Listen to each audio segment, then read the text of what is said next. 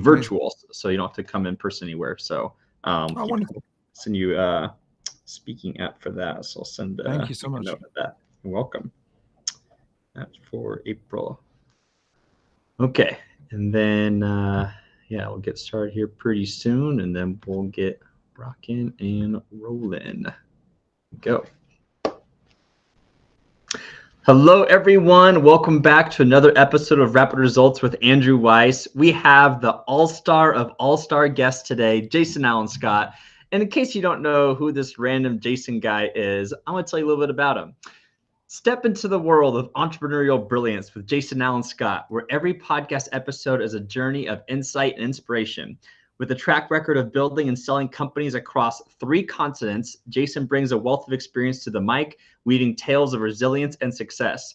He's the founder of Podcasting for Business and the visionary behind the Guestlist Podcast, and his eloquence and strategic prowess redefine the landscape of podcasting. He offers listeners an extraordinary blend of entrepreneurship and storytelling mastery. And so I'm very excited to host him today. Jason, thanks for being here. Thank you so much, ChatGPT, for that bio. And thank you for taking the time to tell ChatGPT who I am. You're very welcome. So tell us, what is the biggest and best business deal you're most proud of? Until about 2 hours before this, I probably would have said the fact that I have managed to buy, build, and sell multiple businesses on 3 different continents. That was my biggest. But today, while I was on a call with my neuroscientist, she said, I think your greatest thing that you've done is giving people a chance to share their story. People forget how powerful sharing your story is.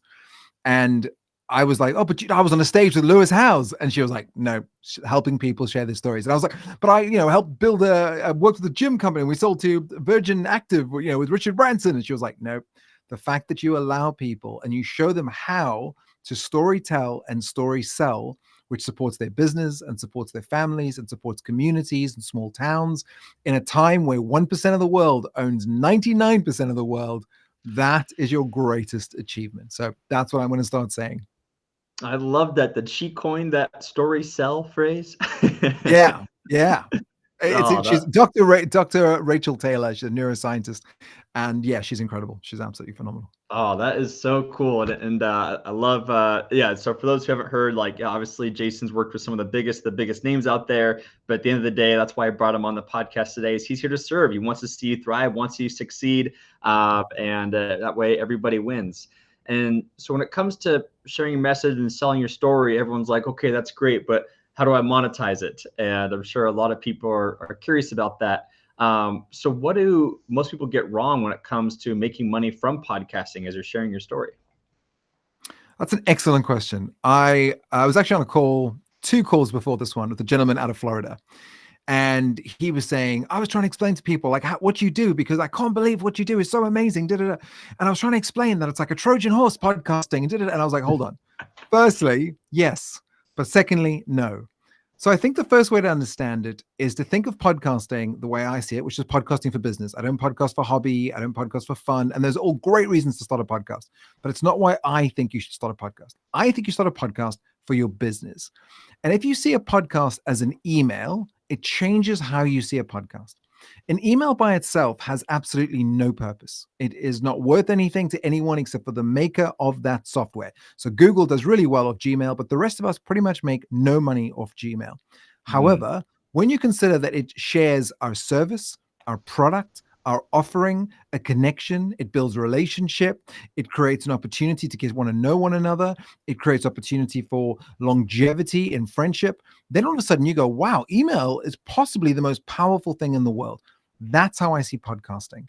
And where people get it wrong is they immediately start a podcast and copy someone else. And that would be like copying someone else's email that's done really, really well and go, oh, I'll copy your subject line, and I'll copy your copyright, and I'll copy your signature email. And you realize, well, that worked for that guy who sold menorahs in New York, but it's not going to work for you who's cleaning out toilets in Jersey. So you've actually got to start with the business. What is it, the business that you do? What is the product and service? How good is the offer? Have you really worked down your offer in a way that's unique, that separates you? Is your profit margin high enough that you can afford to keep trying? And when you get one win, it allows you 10 more chances to try. Once you've got that right, once you've got your business model right, once you understand your business, your product and your offering, once you've got your product offering down pat, once it becomes so easy that simply by telling you, you can go tell someone else, and that is so obvious for you to say, yes, I'd love to work with you, then you have something powerful enough to email, or in our case, to start a podcast about. The next thing is to understand the Dream 100. I don't know who came up with it. I used to say it was Russell Brunson, but then Russell said it was someone else. So you're going to have to do your Googling. But a Dream 100 is simply understanding the 100 people that simply by knowing them or them knowing you can change the trajectory of your life and your business. Now, that is super powerful. So Sarah Blakely, the first female self-founded, self-manufactured, self-made woman billionaire, said, if I can just get Spanx on Oprah, it will change the trajectory of my business, because Oprah is the conduit to millions and millions of women who want feetless pantyhose that don't show lines in white pants. Sarah, if you're listening, big shout out. Love your work. She sent out Spanx, and she eventually got onto Oprah's Christmas list, which changed her world. She also managed to get in front of Richard Branson for his TV show. He was on her top 100. Simply by knowing Richard Branson, it opened up this world of billionaires and multimillionaires who wanted to support her. So I say to people, create a Dream 100. Who are the 100 people? They're knowing you and your service and product, and you knowing them can change the trajectory of your life. Then get them on your podcast, because you have 30 minutes to do a deep dive, deep mine into all the things that makes them them, but also, and probably more importantly, if I'm really honest, you give them a chance to get to know you, your product, your service, what makes you special, what makes you unique, and you start an opportunity for friendship. Episode 1, the Workball podcast, one of my clients, a guy called Caleb Parker, we got James Goldsmith on the show, and I remember saying to him after the episode, what does success look like to you? It's the same thing I ask every podcast I work with. And he said, oh, if we get tens of thousands, millions of downloads. I said, okay. And how much money would that bring in for your business? And he went, oh, well, then I'd get an advertiser. Then I'd get a sponsor. And I was like, no. What is your business? And he was like, oh, my business is we take over spaces in buildings for co-working, for flex working. And what does James Goldsmith do? Well, he owns the biggest commercial building in the whole of Europe, 22 Bishopsgate. So really, success looks like James Goldsmith liking you, trusting you, and wanting to work with you. Caleb sent in an email, followed it up. 2 years later, 3 seasons of his podcast, he got into 22 Bishopsgate, his first space that he got for his company. Since then, he has gone into multiple locations all over the world. His show has done 7 figures of deals made inside the podcast. Yep, all deals. He's never asked me how many downloads. He's never asked me how many countries are we in, or how many countries do we get known at. He's never asked what's my position in the charts. He just goes, Jace, I got another season. We're now on our 11th season together, and we've opened a brand new show. And ironically, we've just signed him a massive sponsorship deal.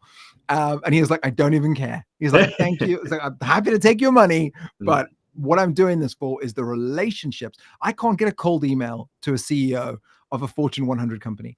I can't get 30 minutes of someone's time to pick their brain over a cup of coffee. Those are the early 2000s. He's like, people don't have the time, but they have the time to talk about themselves, their business, their product, their service, and to create the content that we're creating right now, which they can then use on all their social media channels, which saves someone in their building, in their offices, from doing the work, because you're already doing it for them. And you've now got this reason to keep messaging them again and go, by the way, your show's doing really well. By the way, your episode's really smashing it. By the way, people are leaving great reviews. By the way, or sending people to their LinkedIn, where most of these business people seem to care about. And just that you're going, I saw you on blah, blah, blah. I recently had a massive athlete reach out to me about doing a podcast. And I was thinking, how do they even know who I am?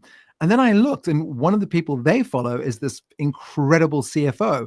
And that CFO was on one of my podcasts, and we sent out a message saying how incredible they were and how well they did. And I still found the message. I took a screenshot, and that's all it is. And now that will turn into a piece of business. And that's the number one. I said to everyone, forget advertising, forget sponsorship. Those are all great ways to monetize. But the best way to monetize is get a client. If I'm going to sum this up in a beautiful way, because I think it explains everything to everyone. In podcasting, there's actually 7 massive ways to make money. Now, I am numero dyslexic, so you can count with me because I might get this wrong. I believe it's called calculexia, the inability to count properly. The first is you sell directly to your guest. So I go, Andrew, thank you for being here. Andrew, I have always wanted to speak at the greatest podcast event that's ever happened. Now, my goal, my metric of success for this episode is that you go, this guy speaks well. This guy explains himself well. I'm going to get him to be in my next show. That's it. I don't care if anything else happens. That's my thing. I'm selling directly to you. The second form of making money off a podcast is your audience. I go, Andrew's audience are a bunch of people that love podcasts, who understand the power of podcasts. So if that audience likes me, perhaps they'll want to work with me. Perhaps they'll want to get consultation, help me run the show. I can produce their show. We can show them how to turn it into a money-making machine. Great. The third, I find someone like Shure, the company that makes this fantastic microphone, and I say, how would it feel for you to get in front of someone that has one of the biggest and best podcast movements that are available, that does this incredible show out in the US? And they go, well, we would love that. And I go, how much would you spend to get in front of Andrew Weiss? And they go, oh, wow. Like, our cost of client acquisition, which is a fancy word for how much we'll pay to get in front of someone, is about £440. Tell you what, I'll get him on the show. I'll ask him what his favorite microphone is. And if he doesn't say you, I'll say, what about one of these? And I'll get him to say, I love that one. And then I'll say, I'll introduce you to the guys over at Shure. I'm sure they'd love to be involved in your show. Now, they're happy to pay me for that because they want to get access to you. The next is the same thing. It's the people behind me, the sponsor, the advertiser, but they don't want you particularly. They want your audience. So perhaps there are a bunch of people that make headsets or other things to do with podcasting, right? Because they understand your niche. Then, so now I've got me and you and your audience. And I've got someone else to come through me to get to you. Then I've got someone else to come through me to get to you, to get to your audience. And then I've got the next thing, which I think most people understand, which is fanship. If I've got 1,000 fans who all love me particularly, and I find a way to sell something for a measly $100 a month, 12 months in a year, over 1,000 people that listen to my show, how much money am I making? Can you do the maths on that one? Say the numbers again. You said 1,000 so it's people. 1,000 people Mm-hmm. at $100 times 10 months. So that's 1,000. So it's 1,000 times 1,000. Mm-hmm. How much am I making per year? 1,000 times 1,000 is $1 million, right? $1 million a year. Mm-hmm. And all I'm trying to do is find a way for you to spend $100 with me per month for 10 months. Now, how can I do that? I can do an ebook. I can do a consultation. I can do a phone call. I can do a guest experience on your podcast. You can be a guest on my podcast. And that's how we start adding all these levels of monetization to podcast monetization. And before people know it, they go, wow, that's 27. That's 28. And then I go, you can also charge people to be on your show. We've got a guy called Mark Feldstedt. At the time he was 57. He came to me, he said, Jason, you said you can make anyone make money with a podcast. I'm ready to do it. And I was like, okay, Mark, tell me about your business. And he was like, well, I'm in events and it's COVID and it's the pandemic and there's no events right now. I don't know how I'm going to make money. And I was like, okay, so who do you work with? And he went, buildings. There's buildings all over Berlin. And I said, okay, go to these buildings and say, would you like to make some content about your building and what you normally do outside of COVID, and keep giving them a reason to tell the stories of their buildings. That show was called Berlin Sleeping Beauties because these buildings were sleeping during COVID. He did £5,500, so about $7,000 in his first 5 days. He sold €550 per person to be on his show and talk about their building in Berlin. He did 3 seasons. He did Berlin Sleeping Beauties, Berlin's Awakening Beauties, which was the second season. And then his third was called We Love Our Heart. For that, we got him to partner with a CPAP machine. They paid for him to get certain people onto the show so he could do a direct thing. Then he got a major influencer, a guy that wrote a book about heart disease. And then they did a partnership together and he did an affiliate deal. In other words, anyone that went and bought that person, his guest product, which in this case, I think was a heart book, and a coaching and a webinar, he'd get 50% of every single sale. And that became another way to monetize. And we're not even getting into the really big ones. If you've noticed lately on podcasts, every podcaster seems to be talking about AG1, right? Mm-hmm. Sometimes I just don't have the vitamins. Do you know why AG1 is becoming one of the fastest growing podcast sales sponsors? Because you have to buy a $150 set when you first buy it. And $50 of that goes to the podcaster whose link you used to buy the product. For life. Every single time the person buys another AG1, you get another $50.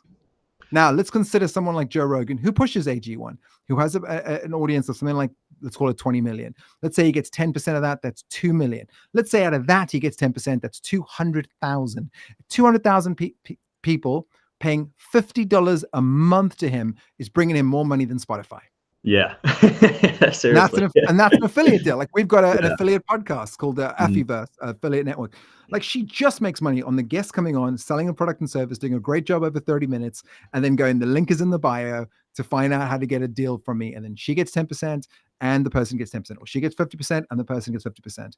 And that's another way to monetize your podcast, right? And a great example of this would be the $80 million man, Noah Kagan. AppSumo is just, here's some deals. We've got a discount from it. And by the way, we get a percentage every time we sell one of these software deals. And Yeah. that's an 80 million a year thing.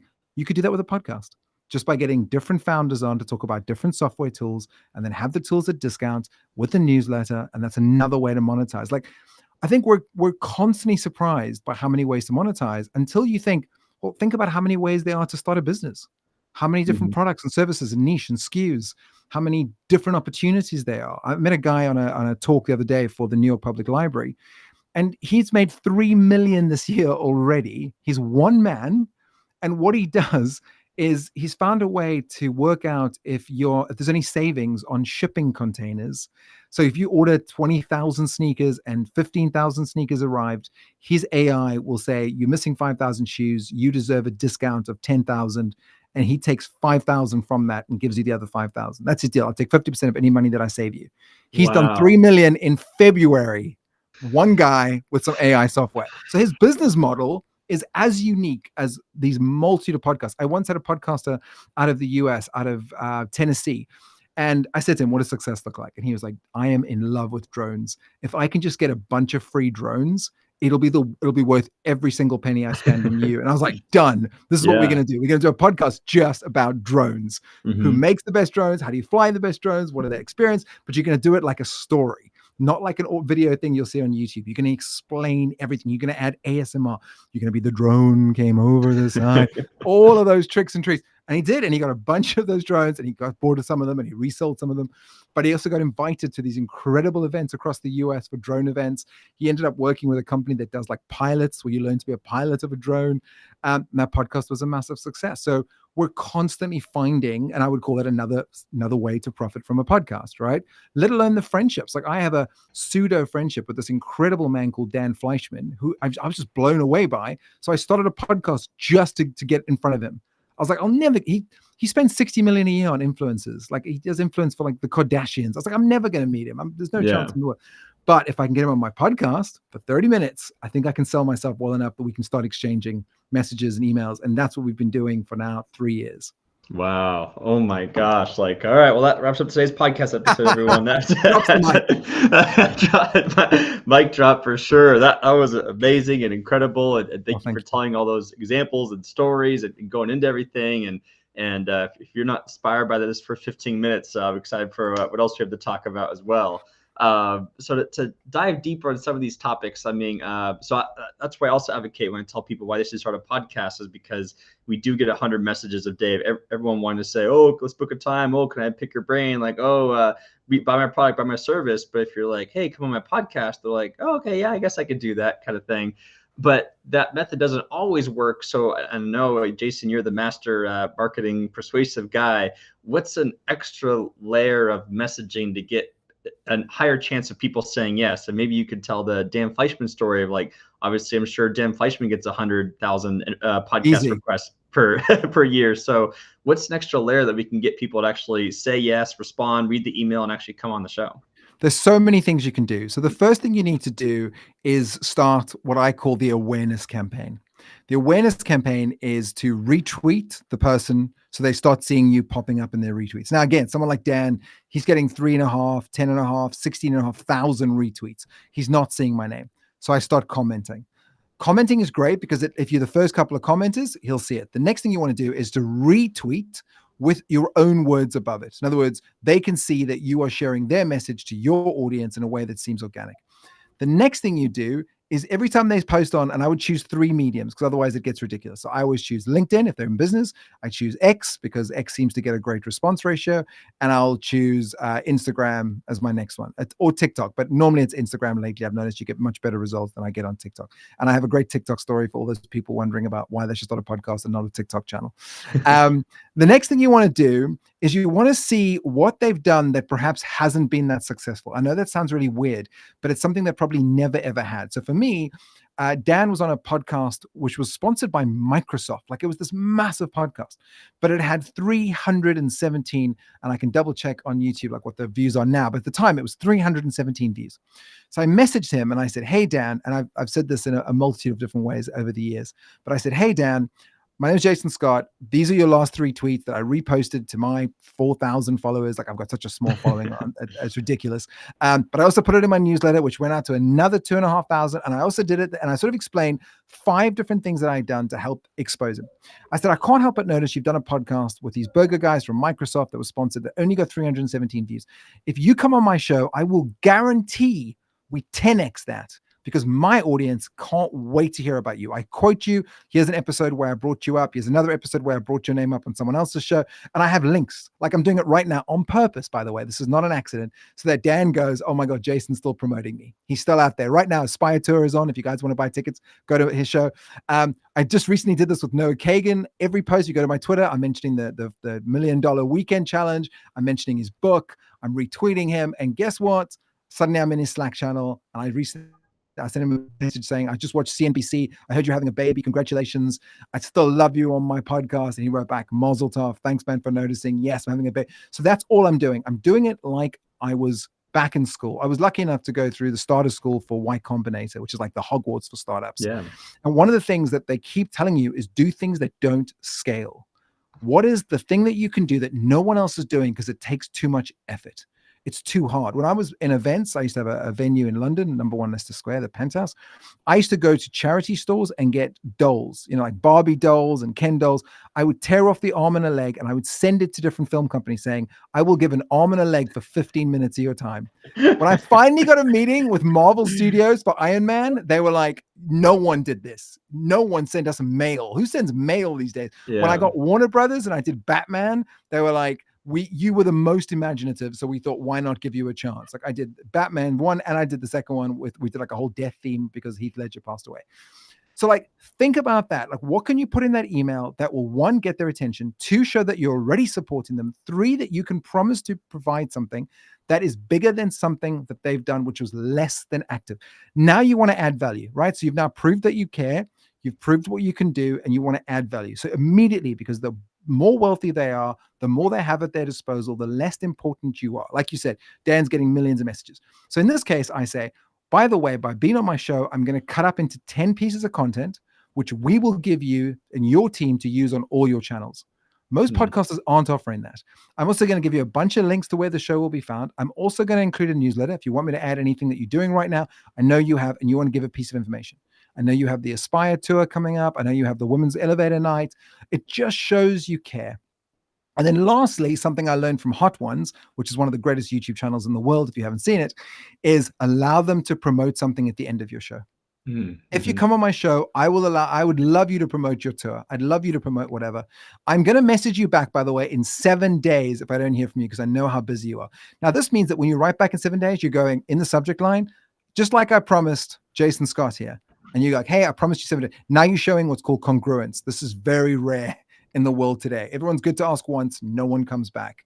A great podcaster is Harry Stebbings from the 20 VC. He talked about how it took him over 1,000 emails to eventually get, I can't remember who it was, Sam Altman or one of these massive guys to be on his podcast. And he was like, every single week, I tweeted that I'd message him. Then I sent an email. Then I sent a direct message. And then I sent it again. And I promised I would send it again in 7 days. Then I do it every 2 weeks. But you really want to provide an email that explains you do care, what they're going to get out of it, the extra value that you can offer that no one else can. And then you want to do something that says, and I will allow you to promote yourself at the end of my show. And I think another person that does this incredibly well is John Lee Dumas. His ability at the end to say, where do we find you? Where can we learn more about what you're doing? What are you doing right now? That is so powerful when you know you've got an engaged audience. And here's a trick as well that most podcasters don't use to their advantage. You may not have the numbers of Lewis Howes. When I was on stage with Lewis Howes, he had 150 million downloads. I had 2,500 200,000 downloads. Like, it's embarrassing. I remember getting on stage and being like, Lewis Howes, like, look at me, look at that guy. He's like 6'1" American. He's wearing Nike Jordans. I got a piece of junk on my feet. I'm an old man. I shouldn't even be here. And everyone started laughing. And I was like, I'm not even joking. I was like, I'm embarrassed. I did get 2,500 downloads. I was like, but it took him 5 years to monetize that podcast. It took me 1 season. That's 10 episodes. And I worked out how to make money. And then everyone was like, oh, wow. And I was like, and I sold so many books. I've sold 55,000 copies of my book, without a publisher, just through my audience of podcasts by like doing a value stack. And then everyone was leaning forward. And then I knew I had someone. And that's the next thing. You want to be able to put something forward that just makes it obvious for people to say, yes, I want to do something with this guy. This person cares. This person's really going to go over in a book. They're going to promote it. They're going to get other people on it. They're going to mention me on multiple shows. Like, that is important. And here's the thing. Sorry, there's the part that I was trying to get to. Yeah. I can't compete against Lewis Howes on his shows to mine, but I'll tell you where I can compete, which is I always do. I take a screenshot of my reviews and I take a screenshot of a show they've been on. So if they've been on Lewis, and Lewis in the UK has 250 5-star reviews and mine has 503 5-star reviews, I can write in my comment, I have an engaged audience who would love from you. See the screenshot below, and there's a link to my page. That is massive. Absolutely. And I tell everyone, it's so important. Get a follow, obviously, get 5 stars, but get someone to comment, even if it's one word. It's kind of like my dentist used to say to me, just floss one tooth, Jason. Just one tooth. And like, it's true. If I flossed one tooth, I would do a second and a third and a fourth, and I'd end up doing all 36 teeth. But if I didn't do the one, I would do 0. So I would tell everyone, when you start off, you're going to have 50 people. You're going to email every single one of them until you have 50 comments, reviews, 5 stars on your show. Now you've got something, because most people, they might have tens of thousands. They've probably still only got 3 or 4 because of how difficult it is to go 5 stars, then go to the comment section, then put a comment. It's too much hassle for most people. So you want to really push that. You want to push social proof, which that is, and you want to show an example and a link to your show, and then compare it to what people would consider a massive show. Because then they'll be like, wow, this guy's got more reviews than Lewis Howes. He's probably got more downloads. I do not. Let me be very clear. Yeah, that works. It works really well when you want to get high profile guests on your show. No, I love everything you talked about with the awareness campaign, but just like you promised with the having an engaged audience. And we met with the Podfest team today. We're talking about how, like, I think the average medium podcaster that comes to our event, they only have about 500 downloads per episode. And so they might not be at that $2,500 mark that you're at. But like you say, even if you're a smaller podcast, you can still incentivize them with, hey, I've been sharing you. Hey, I'll give you 10 content clips. Like, hey, let's get some awesome more reviews about the content you can share. And so I like how you talked about too, how you don't even have to have that big of audience to bring a celebrity on, just like even creating the content and like showing how much you're going to appreciate their time. Like, they always, sounds like that helps too, right? Absolutely. And I'll give you another little trick you can use if you've got a little bit of money spare and you think that it's worth it. So let's example say that what's your favorite software that you currently use every day that you couldn't live without? I like Superhuman, the mail. The mail thing. Yes, yeah, the mail automator. Okay. Yeah. Here's a perfect example. Yeah. So you would email Superhuman and you'd say, Superhuman, I am a big fan of yours, whether you sponsor this episode or not, but I'd love you to sponsor my next episode. I'm about to get Neville Medora, who has 6 million people on his email list. So there's a real link between what you do and what Neville does. Neville's also got this massive audience. So basically it's an email talking about how great Neville is, not how great you are, not how many downloads you've got, not how many followers you've got, but Neville. Mm-hmm. Would you like to sponsor this episode with Neville Medora, sponsored by Superhuman? I'm going to come. It's normally 10,000 an episode. I'm going to give it to you for 5,000 because I am truly such a fan of Superhuman. Now, all they do is that goes to the CMO, which is the chief marketing officer, and he says, how much would we normally pay to get in front of 2 million people? Well, on average, we pay about 45 cents. Okay, so that's less than 10,000. Okay, yeah, we could potentially sponsor that. Yeah, that sounds like quite a good deal. Let's see what we can get. Okay, what we want from that is one of the questions has to be, has he ever heard of Superhuman? Has he ever used Superhuman? And you go, great, I'm going to do 10 quick fire questions at the end of my show, and I'm going to add these things in. Now, when you got Neville, you say, Neville, we'd love to have you on the show. Actually, the show is going to be brought by one of the biggest email providers in the world. I'm going to mention that on the show. I don't want to take you off guard when I mention it. And it, again, just completely changes how you are seen by the guest, because the guest goes, wow, this is big. They're been sponsored by a 6-figure, 7-figure, 8-figure software company. This isn't some small podcast, but you've only got that one episode sponsored. It's not like the whole show is, but that one episode. And of course, you've got this opportunity. If Neville does go, I love Superhuman. That's incredible. You cut that up, you send it over to Superhuman. They'll use it on all their socials. And that costs them less than paying an influencer to say the same thing. And because it's organic, it came from your show, it will do better. There's a lot of research already on that. And it's exactly like you said. It's not about how many followers. And I always joke about this. Sometimes someone will say to me, but Jason, I've only got 30 followers or 30 downloads. And I'll say, okay, I hear what you're saying. But remember, JC had 12 followers, and yet a lot of people still pray to him to this day. And they'll go, okay, I see what you're saying. And the whole of the Roman Empire was scared of that man. So you got to remember this. It's not about how many. It's about selling the story. It's about talking about how engaged your audience is. And there's so many things you can do. And I'll give you another throwaway, which works so well. And again, I learned this from, Seth Godin. If someone is writing a book, an easy way to get them isn't to say, hey, you're writing a book. Would you like to promote my book on your show? Everyone's saying that. That doesn't separate you. And you always want to separate it. You want to say, I'd love to get you on my show. I'd like to buy 30 copies of your book, which I'm going to do a massive giveaway over the next 10 episodes. In every episode, I'm going to do a giveaway where if I see someone's 5-star review, I'm going to send them a book. Or if anyone goes and gets me 10 people to listen, I'm going to send them the book. And then like, wow, yeah, I'd love to be on your show. If you're going to buy 30 copies of my book, I only need to sell 500 copies to be an Amazon bestseller. Sure, let's do that.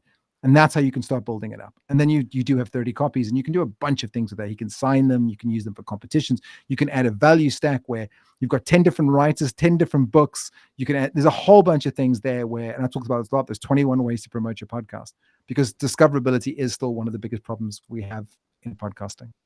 I love that. And that's going to lead to the next question, but that's such a great idea as far as like how to bring on sponsors and getting people involved, however it's a win-win for everyone.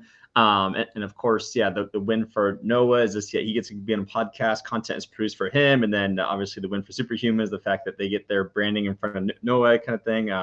And so that is brilliant. And so leading into that next question, then you mentioned like giveaways and raffles. I know people who are passionate about their message and their voice, like, okay, I thank you for all this advice on how to monetize. How can I expand my audience? How can I get from that 12 disciple followers to the 150 million kind of thing? And maybe you're more specialized in the monetizing, but I feel like you do also have some good advice on how to grow your audience in general too, right?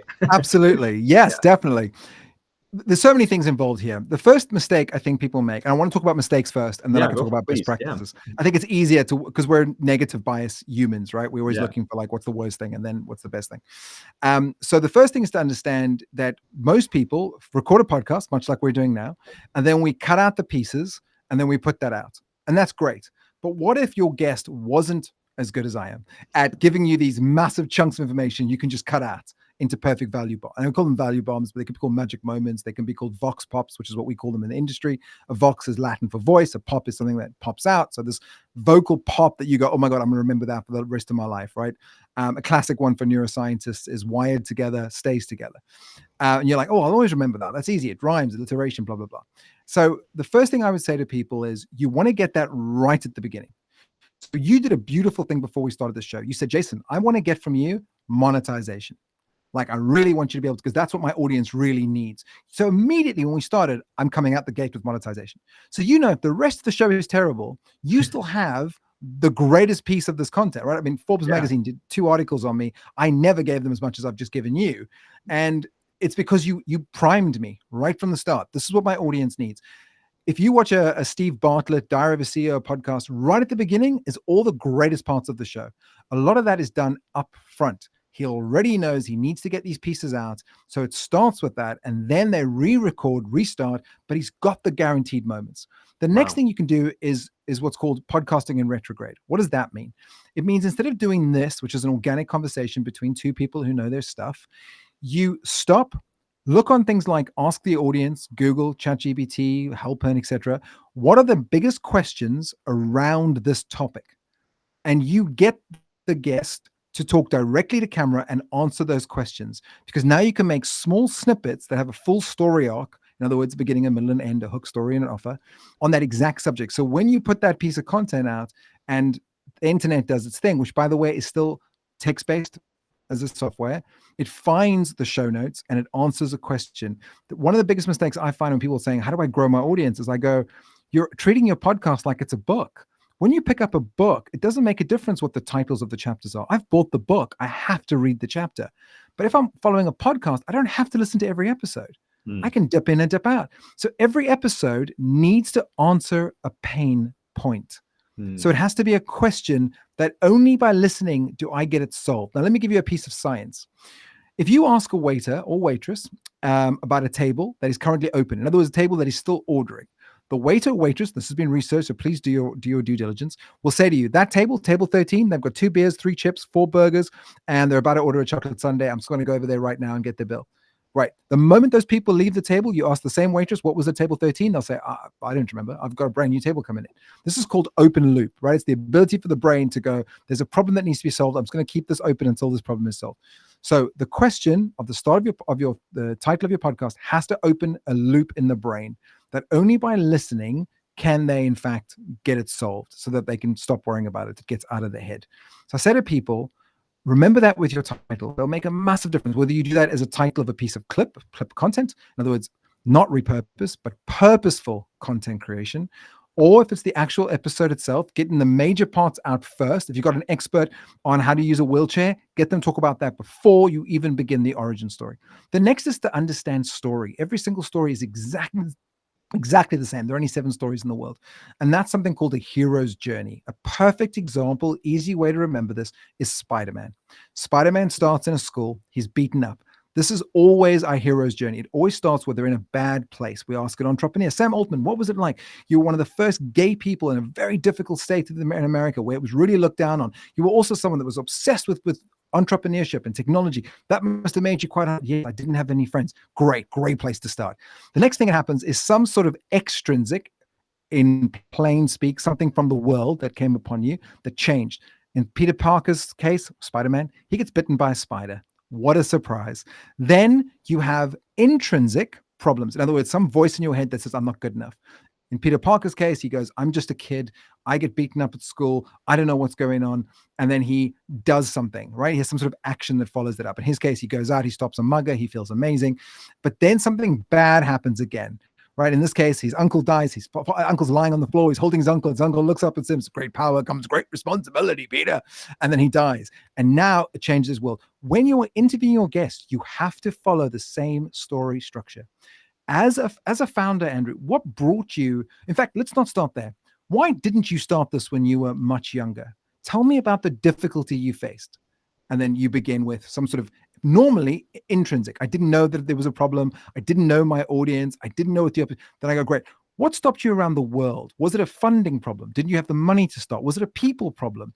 Was it you just didn't have the blueprint to where to begin? Couldn't you find someone and then all I'm doing is I'm taking you through that story structure because that's what makes us hooked on. The next thing is what in radio we call foreshadowing, which always does well to promote massive shows, which is to say in the start of every episode, what's coming up that the person has to listen to. The longer someone listens, the more they'll promote you. And then at the end to talk about what they'll get in the next episode, which is why they have to listen. You see this brilliantly done in TV dramas where it ends on a cliffhanger and then immediately tells you what's coming up in the next episode. So it opens up that loop, right? Again, when we talk about promotion, you always want to have a way for the guest to promote you, a way for you to promote you, and a way for your audience to promote you. In other words, there has to be something so good in that piece of content that your audience becomes your ambassadors. They're forwarding that meme. They're forwarding that GIF. They're forwarding that question. They can't wait to share it. We've seen massive engagement and growth through just these 3 simple things that anyone can do by following the system. I love that. And thank you for sharing all that about that. Yeah, the hero's journey and just like making sure that you're not just repurposing clips, but purposing clips. I like the way that you like the way you said that. And so and that it makes a lot more sense too, because it's a reminder too, like while it's good to have an audience, you don't want to have the wrong audience, and just like really making sure that people who listen to your content, like they are going to be followers and quote unquote disciples. Like it's not just going to be Joe Schmo over there. Like it's just very intentional who's growing with you. And I love the way you talked about that.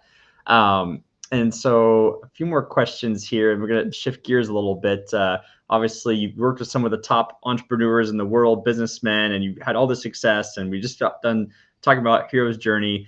Tell us a little bit about imposter syndrome. Has that ever been a case for you? How do you help combat imposter syndrome as you do all these amazing things? Firstly, I have to, my partner, my girlfriend would say, I need to give a trigger warning to everyone listening for what I'm about to say. I don't believe in imposter syndrome. I believe the brain is too intelligent to believe something that isn't true. So what does that mean? It means that we haven't showed the brain enough evidence to believe the thing we're saying aloud. So sometimes we do that. We go, I'm a phenomenal speaker. I'm a great keynote speaker. And the brain goes, no, you're not. And you're like, no, I am. And you're looking in the mirror and you're doing that. I'm a great keynote speaker. And the brain's going, I've seen you on stage once, just once. So I don't know where you're getting that from. So how do you beat that? You go and do 100 keynote speeches. I promise you, no one who's ever done 100 speeches has ever thought they're an imposter at speeches. No one who did a podcast 10 episodes in a row, 10 weeks in a row is going to tell you they have imposter syndrome about being a podcaster, because the brain goes, I've got proof, right? I used to be very, very large. I was 144 kilograms. That's like 285 pounds. I lost like the full body weight of Kate Moss, the supermodel.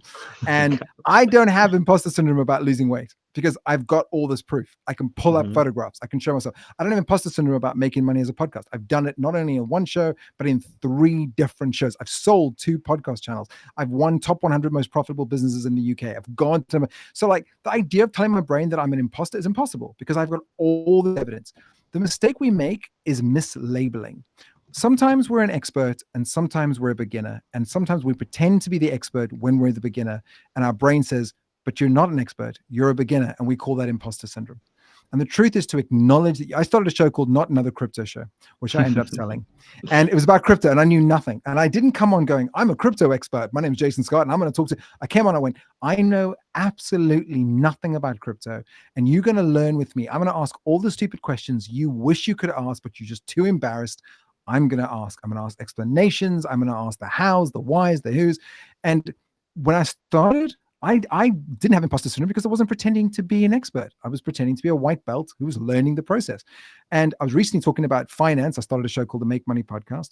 And someone said, don't you feel like a bit of an imposter? Like, you've done 1 year of college and you didn't study economics, and I was, and for a split second, my brain went, oh, maybe you, and then I was like, no, I've read thousands of books. I've watched thousands of YouTube videos. I've interviewed thousands of people on money. I've listened to so many things. I've read all the Warren Buffett books, all the investing books, all the master classes.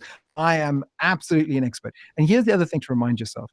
In America, an expert witness is just a witness with more knowledge than the jury, right? What does that mean? They got more knowledge in that particular niche, that one thing, than the 12 people that are sitting on that jury.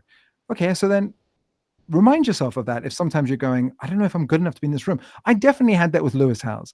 But once I reframed that to my brain and go, it's not about being a 150 million downloaded podcaster.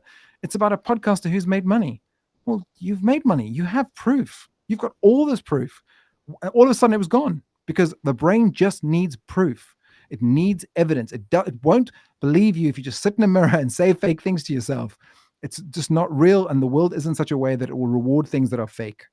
Or it will for a very short period. And then everything else will just kick in. You'll be like, oh yeah, I'm an imposter. So no, but I 100%. When I didn't have it with podcasting because I'd already studied media.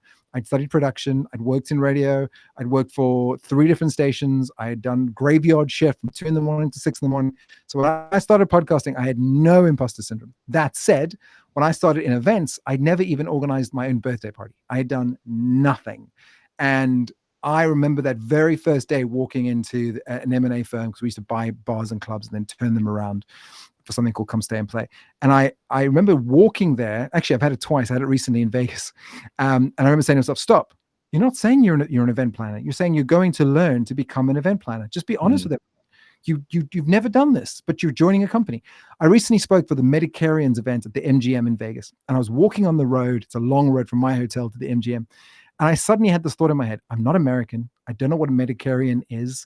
I don't know what Medicare is.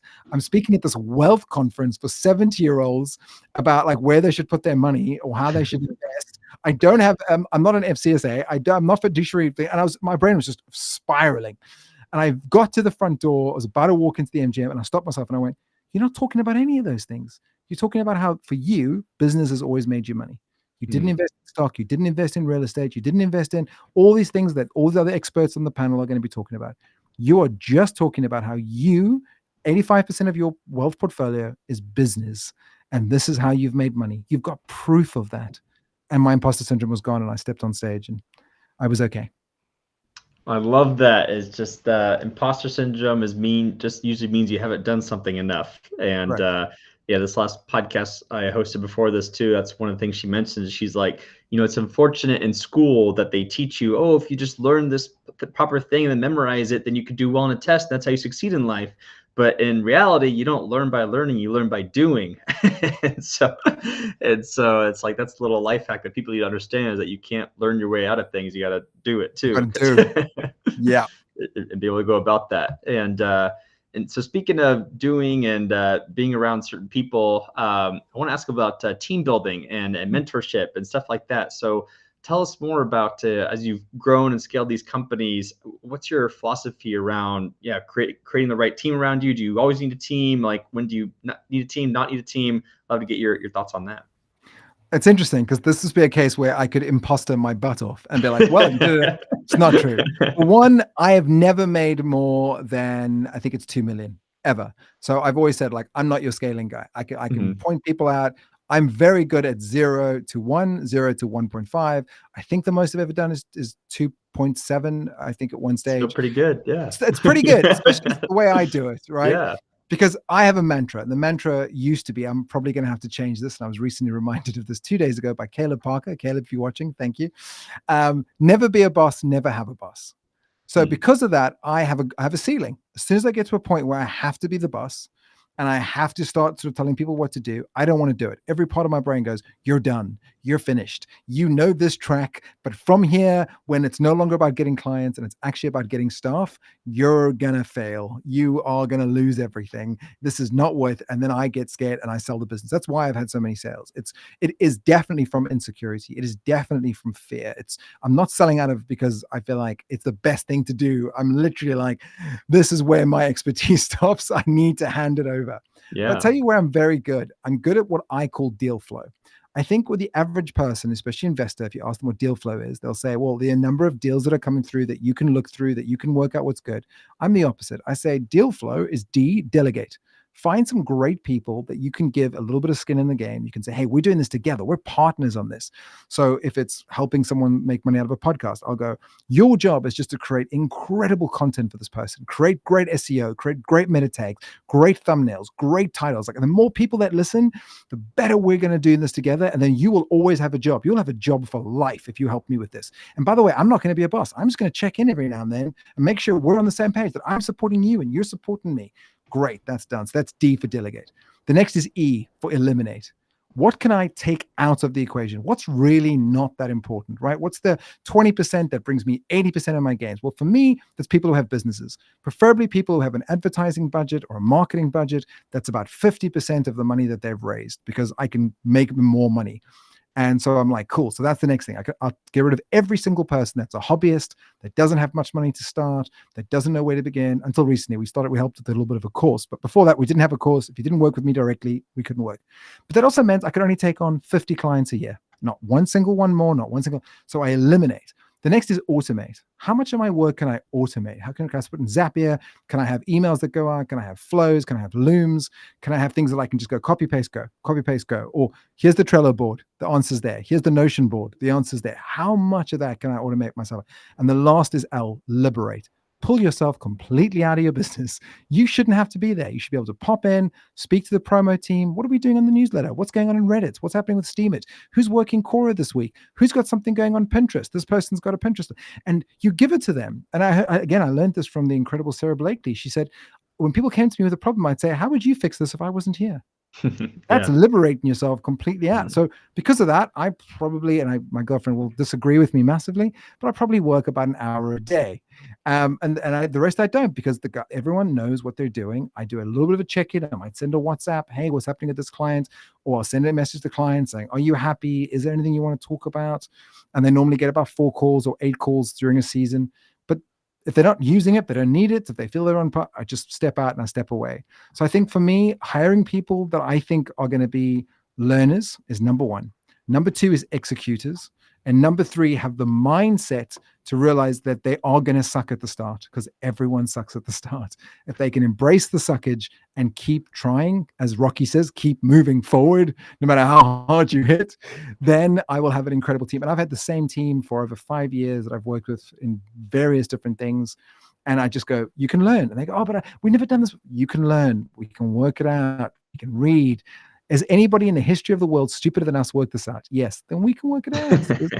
We'll be fine. So. Well, it's interesting you say that, because I know, because most people usually say, "Oh, hire people smarter than you, and then all your problems get taken care of." And so I tried that. My last company, which I ended up not even getting very far on, I got a guy, I won't say his name, but I will say his role. He is a lecturer on machine learning at one of the top universities in the world. And I was like, this guy's so much smarter than me. Oh my God. I was trying to create an AI for podcasting. And I was like, this is insane how smart this guy is. And then he'd go, oh, wow, I didn't think of that, Jason. Oh, I didn't think of that, Jason. Oh, yeah, I didn't think of that. Oh, I can't believe you did that. How'd you do that? And I was like, oh, I found this white label. Oh, I found this company that already does it. And then I just added this thing. And I went into 22 labs that translates my podcast into 28 languages. Oh, we found this other software called Wondercraft, which already does this. And he hadn't worked any of that out, because he that wasn't his world, right? His world was he'd learn the book and then he'd build it himself and then he'd get it. And so I realized that actually that is not a thing. You don't have to get people smarter than you. What you want is people of 10s. That is very true. A 10 beats a 2 by 30 times. There's actually a book where it talks about the research on that. But it's a 10 in something. In other words, in resilience, in trying, in work, collaborating. It's very rare that there are 10 in that particular niche that you need to worry about. Like, think about it. Neither Brian Chesky or his partner at Airbnb worked in hotels. Yet that is the biggest disruptor in the hotel market. Travis did not work in taxis, and he took on the taxi rank with Uber.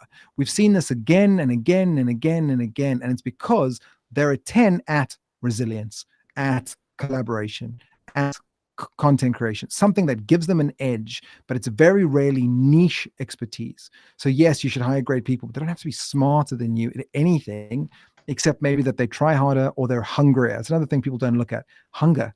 How bad does someone want it? I came to the UK as an immigrant. I grew up in a dirt poor part of South Africa called Cape Town, Rugby. I'm from a family where I was the first person in the family history to finish high school, where if I didn't make a plan to get out of the slums, I was not going to get out. There was no way for me to get out. So that made me insanely hungry to just keep trying, to just keep throwing things against the wall and waiting for something to stick. And then when it did, to learn everything about it. So literally, if you get a chance to read a book, it's called The Fish That Ate the Whale. And it's one of the most incredible books in the world. And it's about a man that sold bananas and became one of the richest men in the world by understanding every single thing that comes when selling a banana, right? Like, this is not something that was difficult to work out. This one guy worked it all out. It's an unbelievable story. And it inspired me. And also I found that the heroes and the friends and the teachers I needed were in library. Today they're on Google. But back then I used to go into libraries and read every autobiography that I could get my hands on. And that always inspired me to keep trying, keep learning, and to realize that all those people were just human.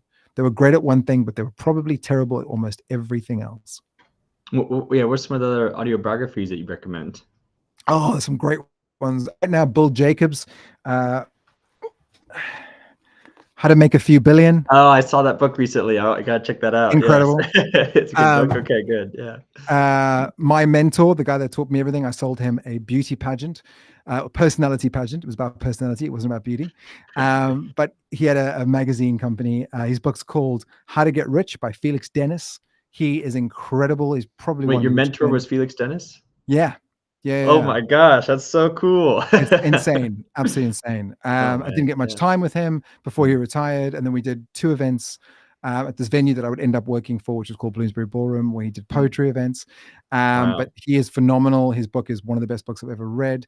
I would definitely read Ray Kroc's Grinding It Out, which is about McDonald's and how that came to be. This Ogmandini. I would read The Vagabond, which is all about like creating a life that you care about and a life of purpose, not a life of everything else. Essentials. But autobiographies, Henry Ford, the Waltons autobiography is incredible. Sam Walton. Walmart. Yeah. Walmart, yeah, is just. I mean, he goes to this, expo in Vegas, I think it is, and he meets this guy, and he's like, "This is who I am," and the guy's like, "Great, go and introduce yourself." And he's like, "No, no, I'm here to talk to you.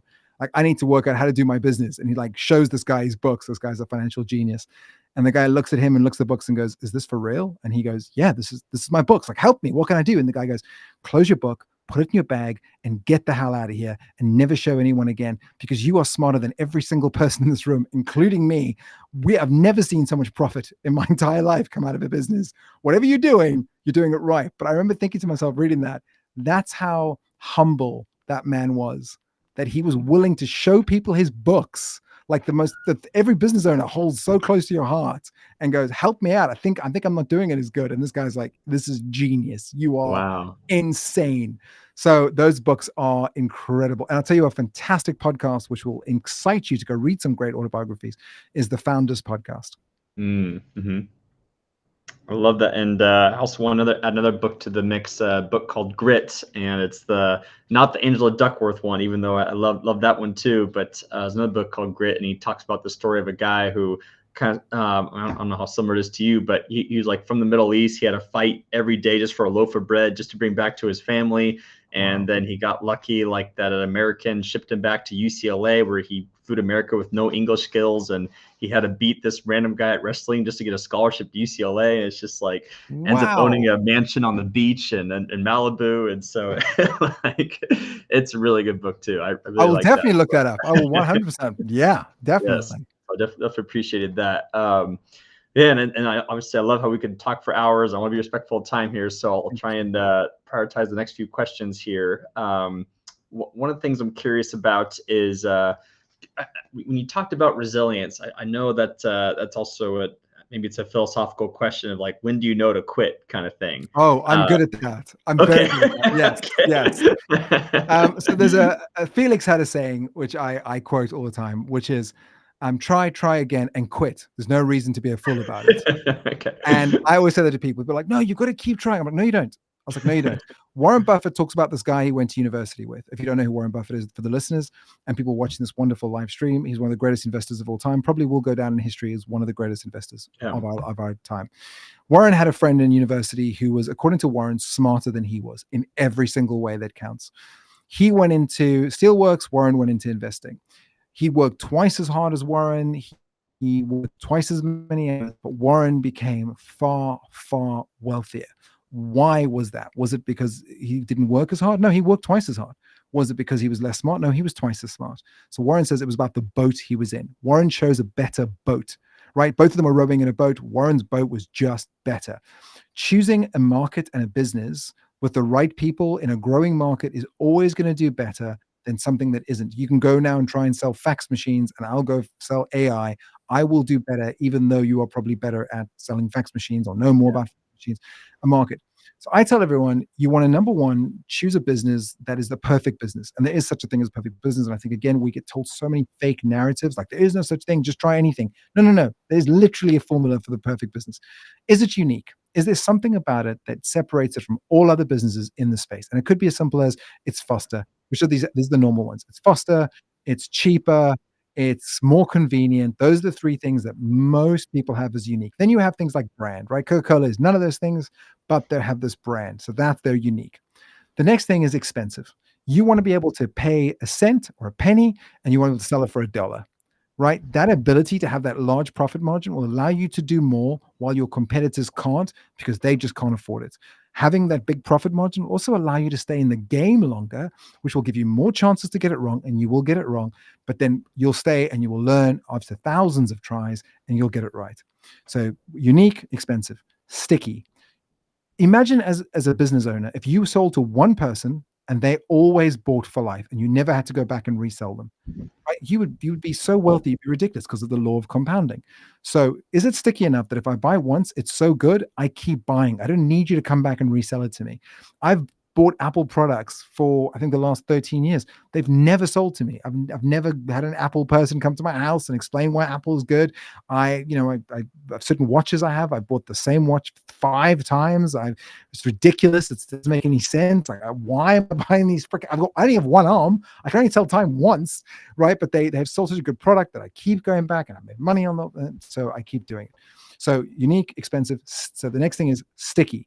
Right? We said this, the ability to buy once, they buy again and again. The next is air. I should be able to become your salesperson the moment after I've bought it or used your service. So I've just climbed out of an Uber. I walk up to someone. They say, how did you get here? I say, oh, I took an Uber. What's an Uber? Oh, it's this thing on an app. You just tap it twice and the taxi comes, tells you how far it is, tells you how much to pay. You pay on the phone. Oh my God, that's amazing. That's sticky. Right? I just joined this thing called Facebook. By the way, I got 5 invites. I can get you one of them. No ways. How many do I get? Well, you also get 5 invites when I join you. No, let's do that. Who can we get on? Now we've got this, right, flywheel, the sticky. The next is you want to process. We learned this from Ray Kroc, McDonald's, obviously from the McDonald's brothers originally, who gave it to Ray. And the process needs to be so good that anyone can step in and take over. I've got a process for podcasting where anyone can just go in and they just go step 1, step 2, step 3, step 4. They don't need me at all. It's all that I'd like to think they do, but they don't. It's a process, which means that when we wanted to sell a podcast company, it's very easy. Or if I want to sell whatever Copus, whatever that we sold recently, it was very simple. They just looked at the book. Step 1, you do this. Step 2, you do this. Step 3, someone complains, you go to step 5. They don't complain, you go to step 6, and it's all there. You want a good process. And then you want an operator. Whether you are an operator or you can hire an operator, you want one person who only does one thing, who only cares about one thing and is willing to die for that one thing. So you could start and you could be like, I'm not going to be a podcaster and I'm going to sell, I don't know, jackets, right? That's going to be my thing. And then and the next thing, and I've added this in, this isn't a thing from Warren, but time constraint. Everything works into the time you give it. If you think it'll take a weekend, and it'll take a weekend. If you think it'll take a month, it'll take a month. Why? It's the same thing, because you've given it a longer time horizon. So I tell everyone, and obviously Noah's just done this with a 48-hour weekend. Tim Ferriss did this with a 4-hour work week. Give them a time constraint where you say you have to get this done in this time. So I tell everyone, if you're not making money, profit in 90 days, give it up. Unless you're trying to create a proper startup, but most people aren't. They're trying to create a lifestyle business or a business they can have for life. That's the average person. So in 90 days, you've got to get something up, get something sold, and make a profit enough that you could try again for another 90 days. Or give yourself 48 hours, or give yourself a week or 2 weeks or a month. I've got a company now that I've invested in, and I've said to the guys, they've got 15 days. They've got 15 days to make a sale, make profit that's paid for everything it's got up to this point, or it's closed down. And I'll be okay with it. There's millions of companies I can start. There's millions of different things I can get into. So do that. And remember, the greatest thing about being human is we are a learning machine. We can learn. We didn't always stand. We used to crawl. We learned to stand. We couldn't always walk. We learned to walk. We learned to run. We learned to drive. I remember getting into a car. I was very old. I learned to drive. I was like 25 because I was so scared. And then Wow. I just remember someone saying, all these idiots are driving. Why do they drive and you can't? And I was like, yes, you guys are crashing into walls. Walls aren't even coming at you. So, just that simple mind change of being like, I can learn this. Everyone else has learned this before me. Every business is just a learning. You're going to learn no matter what. And I'll give you one that I think is a bit of a hack, which I always do. Solve rich people problems because they pay better. Yeah. That's just the truth. If I have a choice of something selling for $25 to someone or something selling for $2,500, I'm going to go for $2,500 because $2,500 of someone that can afford $2,500 is normally 1% of what they actually make. Whereas a $25 product is probably about 20 to 50% of someone else's money. And they're going to care a lot more about that $25 than someone that just gave you $2,500 or $250,000 or 2.5 million. I've got people now that send me big checks in seconds and they go, did you get it? And I'm like, what did you send it through? And they go, PayPal. And I go, you can't send that much money through PayPal. Like, what are you talking about? That's mental. And they're like, oh, well, okay, well, let me know if it doesn't come through. I'll send a wire transfer. But they don't matter. Whereas at one stage when I was trying to get the course out to as many people as possible, I think we were charging like $99 or something stupid. They were going, but Jason, you misspelled this word. But Jason, this image was wrong. And I was like, I'm dyslexic. I'm going to misspell a bunch of things. Yes. And there was no ChatGPT or Grammarly for that matter. But like, why did they care so much to let me know? And it's because for them, it was a lot of money. So try and solve rich problems. And the last thing I would say, which is probably as important as everything else I've said, if not more important, you want to be in the pain solving business, not the vitamin providing business. The best business in the world is a hospital. If you break your leg and you walk in, there is no amount of money you will not pay to stop that pain and get your knee fixed. But if someone says, by the way, I can make your stomach slightly better by taking this vitamin, you're like, I'm okay. I don't necessarily need it. It's not good. Make it a pain-solving problem, right? That is important. And like Felix used to say, if you can help anyone lose weight, get laid, or get paid, you're always going to do well. I love that. I love that. Well, all right. I have 3 questions left here to make sure you end on time. What do you believe are the non-negotiable actions as an entrepreneur to be successful? Try again.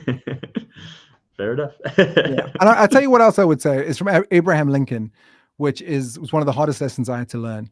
If you have 8 hours to cut down a tree, spend 6 hours sharpening your axe. Everyone tells you to just action it. Just go. No, stop. Check your markets, check your product, check your proposal, check your competitors. What are they doing wrong? What can you do better? What's the unique thing that you can give? Is it unique? Is it expensive? Is it sticky? Is it a simple process anyone can follow? And it doesn't have to be rocket science. It honestly doesn't. This advisory firm that I've just started, which they've got 15 days, all it does is it helps you save $10 million if you ever sell your company for more than $10 million. The whole thing is give us 10 minutes, we'll save 10 million. Very simple. Anyone could copy it. We've set it out. So how will I know if it works? Well, when we sell one. If we sell one, then we have a market. If I sell one, I can sell 2. If I sell 2, I can sell 4. If I sell 4, the brain understands compounding in doubles. So that's what I'm going to do. I'll play a doubles game. I'm going to go for 2, I'm going to go for 4, I'm going to go for 8. And I'm not looking at, can I make this 10 million, 100 million, $1 billion? Chances are you'll never be a billionaire. Chances are you'll never meet a billionaire. And that's okay. You don't need $1 billion. Most of us want to live like millionaires. We don't want to be millionaires. It comes with a million problems. So be really, really strict on what success looks like to you. If success is freedom, then optimize for freedom. If success is having a bunch of money in the bank, so if you get sick, like I'm eventually going to get very sick, then that's what you focus on. That's the important thing. And always remember that. Again, Felix used to remind me, like, he didn't become rich to become a great publisher. He became rich because he wanted to be rich. Yeah. He should have stopped years ago, but he just forgot and just kept working as a publisher until, he was arguing about the size of some font. And he was like, it's ridiculous. What do I care about the size of font? I'm rich. Yeah. So yes. No, I love it. And last 2 questions. One of them is, what can we help help you promote, Jason, as far as what are you offering? How can we listen to your stuff, sign up for your stuff? Love to hear all about all that. Thank you so much. So podcastingforbusiness.co. If you have a business, we have a course, we have a blueprint, take you through all the whole thing. We even have a webinar to just talk you through business first to make sure you have everything you need. It's actually the second time we've done a course. The first time we did a course was very successful, but I didn't have any follow through with it. I was like, well, once you've done the course, that's it. Like, unless you can pay for me and I only take 50 clients, there's nothing you can do. I'm like, I'll listen to a trailer. My team will go through your episodes. You'll get 2 calls with me so we can really sit down the first before you start your podcast and then at the end of your podcast. And also, by the way, if you've started your podcast and the course and it's not right for you, you get a 100% refund. This is a weird story, so I'm going to, again, apologize in advance. I've signed up for Lewis Howes's 7-figure webinar course, and I paid the money. It wasn't cheap, and no offense to Lewis, I can show you the email. And then I found out that I had multiple sclerosis, and I was freaking out, and I was told, I lose 10 years of my life and blah, blah, blah, and I'd just gone blind for 3 days. So I wrote to the team, and I said, guys, I need a refund. Like, I don't know where I'm going to do. I don't know what I'm going to do, but I'm probably not going to do a 7-figure webinar course over the next 6 weeks. I'm going to go to Mauritius and pray. And they said, no, there's no refunds. And I remember thinking to myself, if ever I do a course, I'm never going to do that. If you don't think it was of value, if you don't think it was good for you, if you don't think it can help you move forward, then first you jump on a call with me. And if I can't help you, get your money back. Life's too short. Right? It can take you 35 years to build a reputation and lose it in 35 minutes. I'm never going to be someone that's pro a course by Lewis now, no matter how lovely he was to me. And he really was. He was a wonderful guy. But that's not helping people. I did this course to help as many people as possible, like I said from the start. So podcastingforbusiness.co. We have a webinar to see if your business matches. There is a blueprint course. You can go to LinkedIn. I answer every single LinkedIn message and just write to me and ask me a question. You don't have to do it. You don't have to buy anything. And I will happily respond. Sometimes it takes me longer than 2 days or 3 days, but I will always respond. And that's it really. And I'm available. I'm Jason Allan Scott. At the moment, I'm just sharing as much about podcasting as I can for as long as I can, or until I think the advantage is gone. I think right now we have a massive advantage with podcasting. You and I talked about this. The moment I think that advantage no longer exists, and actually it's a pay to play, or you need to be a celebrity, or you need to understand the 22 algorithmic factors, I will stop promoting podcasts. Oh, I love that, and thank you for sharing that. And I'm sorry to hear about that Lewis House story. And because I agree, it is too bad that there's so many courses and coaches out there, and you could just tell, like, they're like, all right, thanks for your money, good luck. Here's all the content. Like, good luck. You'll work it out. You'll be fine. Everyone works it out. No, you won't. Not everyone will be fine. Things happen. Yeah, exactly. And for those listening to, Jason Allan Scott is spelled Allan, and so making sure you're aware of that as well. And so you can properly find him, and definitely check out, it says, his website, podcastingforbusiness.co. Jason, thank you again for everything. I want you to have the opportunity to say, what's the one takeaway you want people to have from this episode today? Oh, wow. Thank you so much. I think my biggest takeaway is that there's a real opportunity right now in telling your story, and no one has your story. No one has your curiosity. People aren't aware that podcasting is such an opportunity because they hear numbers like 7 million or 5 million or 8 million. And actually there's 385,000 podcasts where there's a weekly show. There's 825,000 podcasts that have updated in the last 3 weeks of more than 22 episodes. Compare that to YouTube with 110 million, or Facebook with over 2 billion Facebook pages, or websites, over 4 billion websites that exist. You have a real opportunity with podcasting. And more than anything, I would say to everyone, in the end, did you live? Did you love? Did you matter? Everything else is Fabregazi. Very dust. I love it. Well, thank you again, Jason. This has been a gold mine of all this amazing advice. So I'm excited for you to also, be involved with other podcasting opportunities in the future with telling the world your message. And with that said, thank you everyone for tuning in, and we'll see you all next week.